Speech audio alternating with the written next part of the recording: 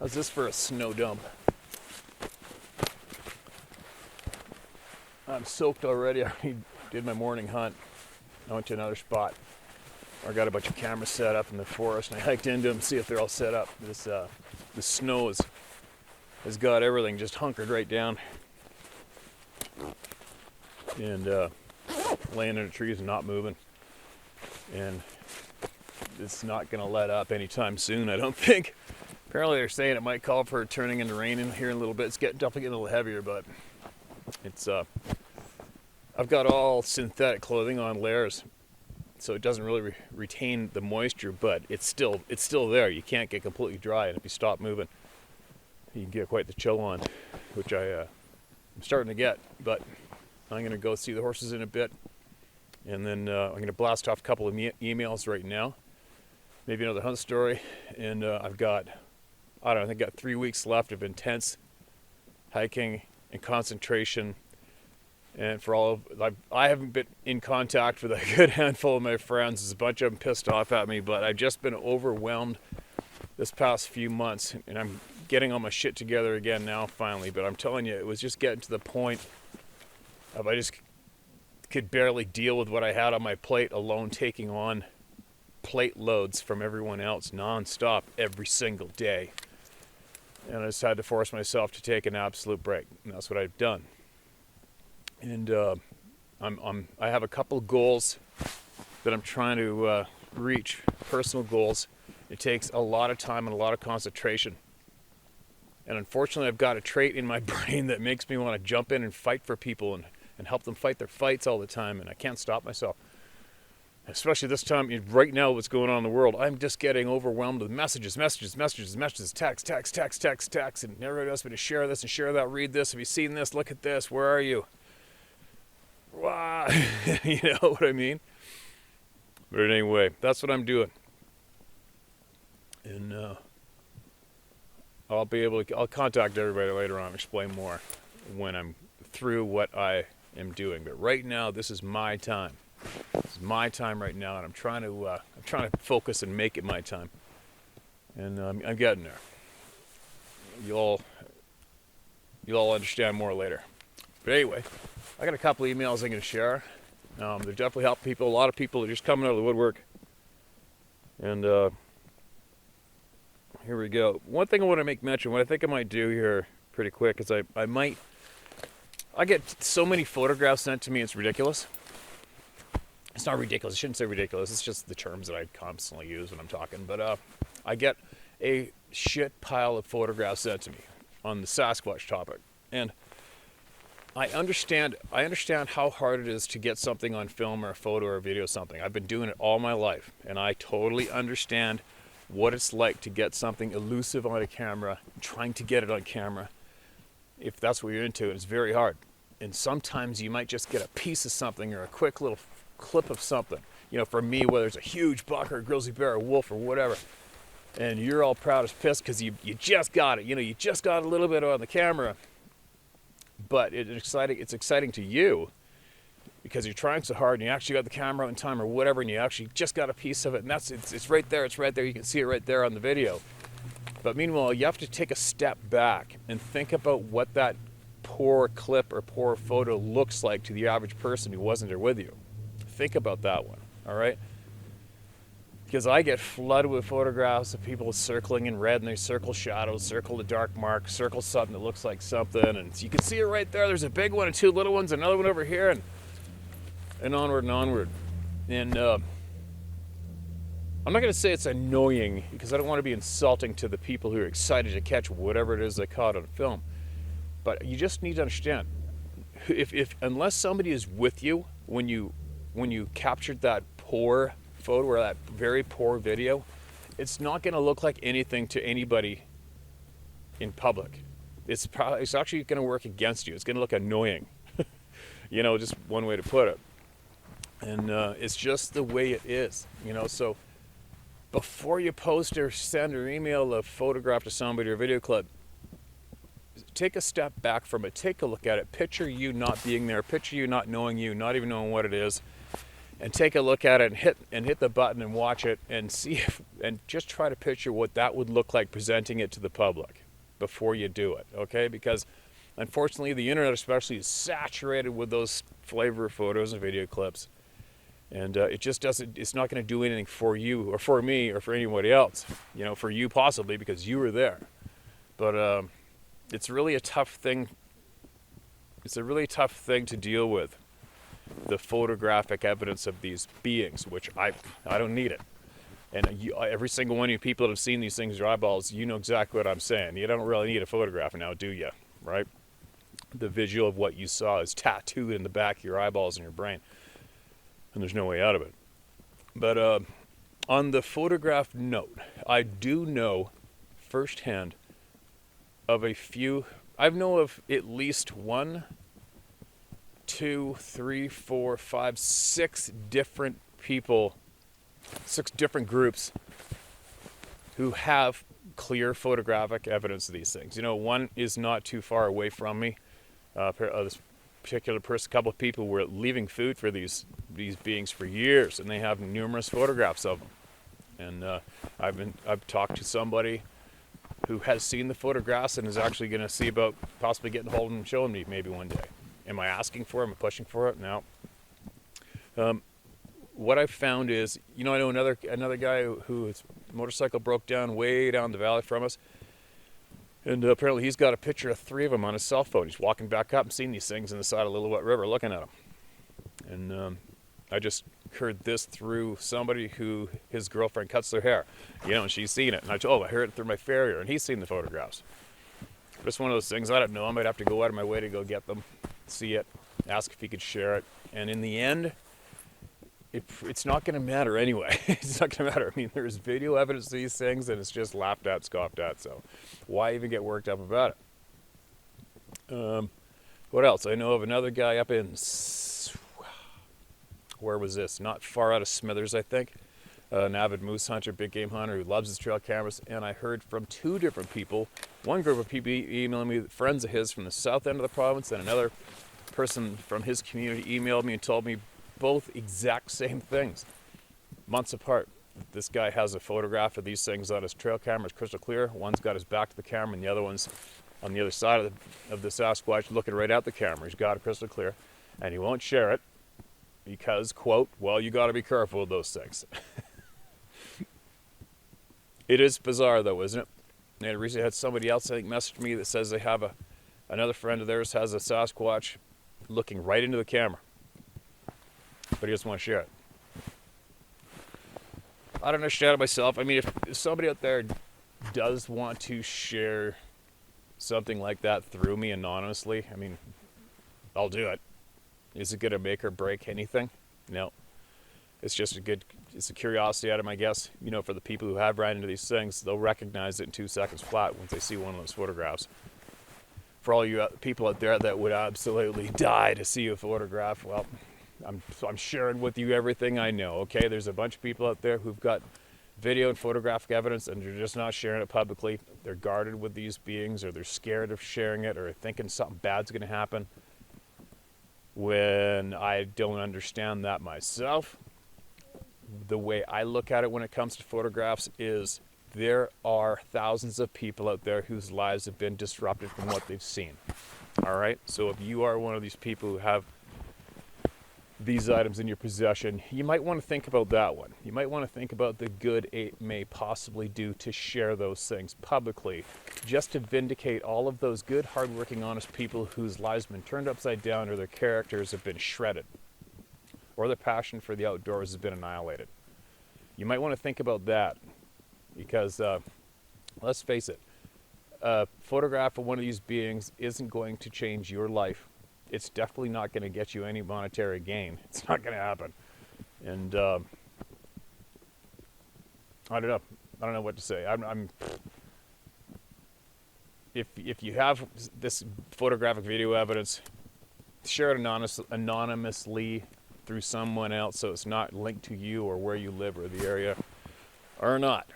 I'm just going to be the messenger for what I'm sure everybody on my channel is probably screaming at the screen right now. Get him to share it! Please, we want to see this! You know, me? whatever. I've seen these things 2 times for sure, maybe 3 times. I'm good. Photograph isn't going to do anything for me. It's not going to change anything for me. Nothing. All right? It's not going to change anything. But I do have a pile of photographs that are building up on my phone. I think a few trail camera photographs, lots of prints, and I think soon I'll dump all these photographs into a video and I'll share them out with you guys again, just because. And forgive me to the owners of the photographs if I haven't got your name with them, because it's, you got to understand, I don't think anybody would ever fully understand unless I went in describing what I have on my plate by the day. You'd probably think I was freaking insane if I explained to you what I've been doing, not only with this topic, but I mean with my life alone. Everything I've got on the go. It's just a bit much. So what I'm saying is, when I go to share or save something on my phone, it's just like, okay, there's an email, save it. Oh, it came with a photograph. Oh, try to save it. And then, but I can't transfer it from my phone into video. And next thing you know, all these photographs are stacking up in my photo album on my phone, and the names aren't connected to them, and I've lost who it originally came from.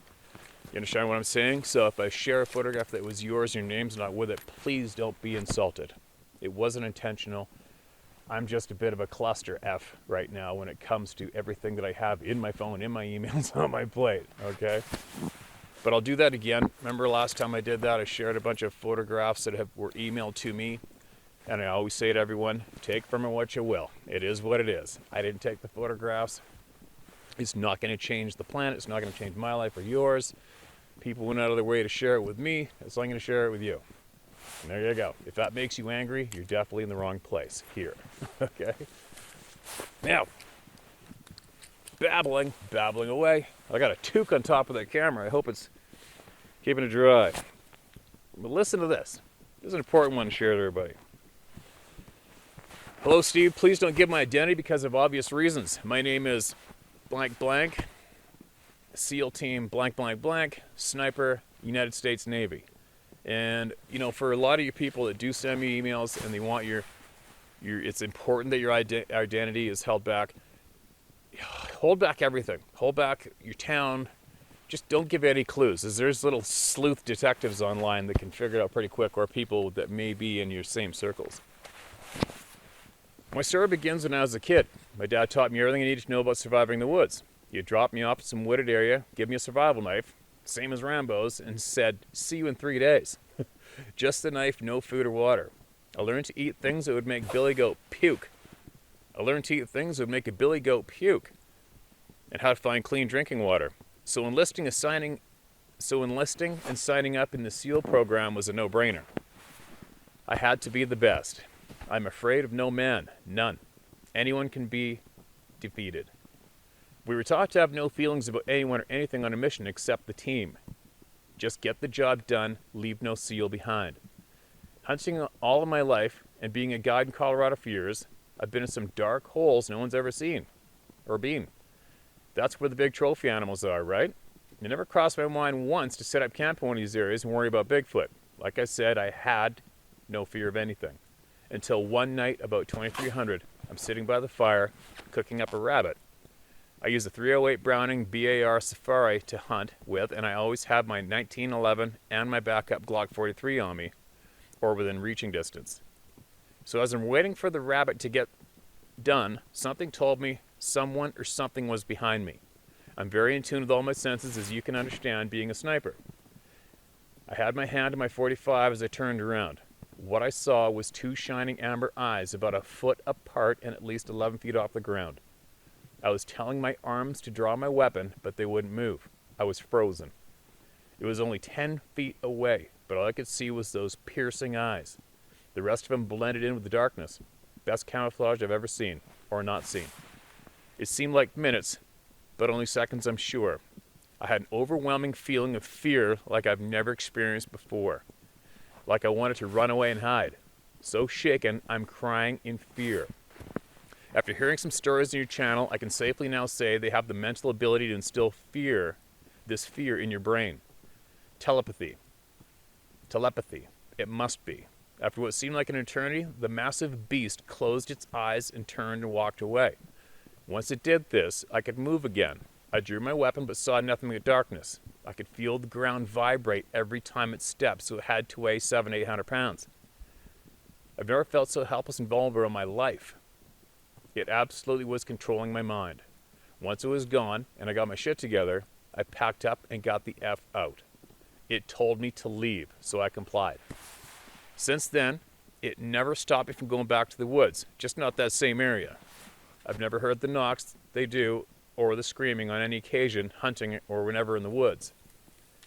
When I first saw one of your videos and I saw what it was about, I binged all of them. Just listening to the stories and hearing the screaming they make, that fear came back instantly.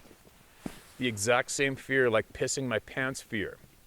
How the F do they do that? Pisses me off that they still had control of my fears just watching a video. I can relate. I live in Utah now, and when I go outside, I can feel it when they're watching me or close by. One day recently, two of my chihuahuas got out while I was at work. When I got home, only one came back, and those two never leave each other's side. First thing I thought was Bigfoot or Coyote got my dog. So I was thinking, I'm going to bring the wrath of God upon them and kill every last one for taking, and I assumed killing my dog. 24 hours passed, and I gathered my weapons, including my Barrett M107 50 cal. I was ready to go to war, very focused with absolutely no fear anymore of confronting and killing them all. That night before I was going to war, I had to work for a while and pulled up to my house about 0300. As I was backing in, I saw a glimpse of something moving out of the corner of my eye and said, "Here we go, bring it." When I turned around, there was my little dog. God, I wish she could talk. She was not hurt or anything, just happened to see me. Now, there's no way she could go in someone's car, let alone go with someone else at all. I searched my little town for hours the day prior, and she was not anywhere close, or she would have come to me. The only thing I can comprehend is they, Bigfoot, had her and let her go because they knew I was going to go ballistic on them. Maybe I'm full of shit, but I've looked at every scenario, and that's all I can come up with. Whenever I go outside and get that feeling, I mentally curse them out and tell them to stop effing with my head. It usually works after a couple minutes and I'm fine again. So there you go, that's my story. Sorry this is long, but I had to tell you and get it off my chest. I've told no one about this till now. I'd like to know if anyone else has experienced the same mental control, or am I just crazy? Keep up the fight spreading the word. Sincerely, blank blank. P.S. I'd love to go hunting or guiding with you sometime and see if we can mentally get them to show themselves and possibly communicate with them. Let me know. Thanks again. So there's another email from another professional military person. And obviously a kick-ass individual, right? And another email that backs up what I stated before is, so far, 100% of the military people who've contacted me that have experienced these things said it was far more terrifying than any gunfight, any war experience they've had. It was far more terrifying than any of those experiences. Wrap your noodle around that one, right? Yes, there is, speaking to you, the person who wrote me, yeah, oh, thank you for sending that email in first off. But it's hard not to say your name after reading it. But yeah, these things get in your mind. Not all of them. I don't know about all of them. I don't know about all these beings, but they get in your mind. Dozens and dozens and dozens of basically the exact same thing that you said that you experienced, right?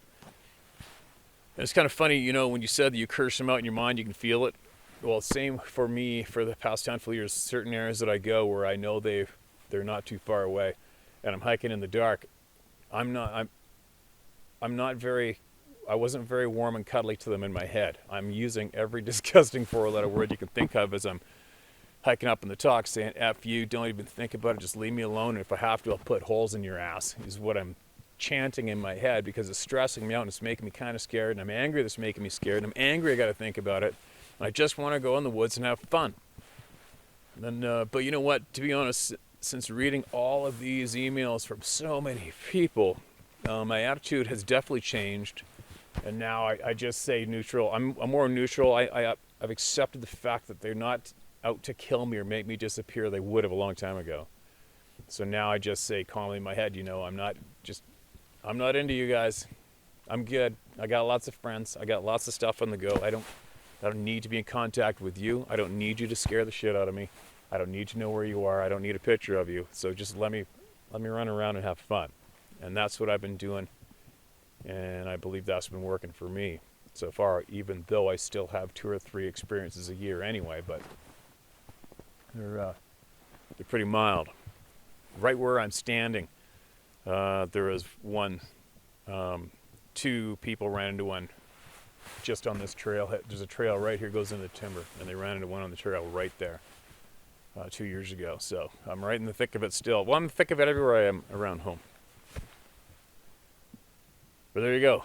There's another email, you guys. Another experience shared, questions to be answered. And but for you, the original poster here, or you, sir, that emailed me, thanks again for sending me the email. And yes, they do get into your mind.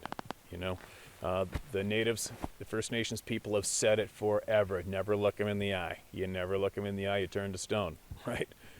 So, you know, that time I had 2 of them blasting on trees above me. Same conditions, deeper snow. I just looked straight at the ground, grabbed my backpack, all my gear, my gun, and I just looked at the ground and snowshoed my way out. I just don't need to be absolutely terrified and frozen in my tracks. Not into it. So there you go. If you have an email, if you have a story you want to get off your chest and share with everybody here, it's a safe place, obviously. And you can do it at sharemystoryhowtohunt.com or tellmystoryhowtohunt.com. And I'll get to it, and I will get that shared.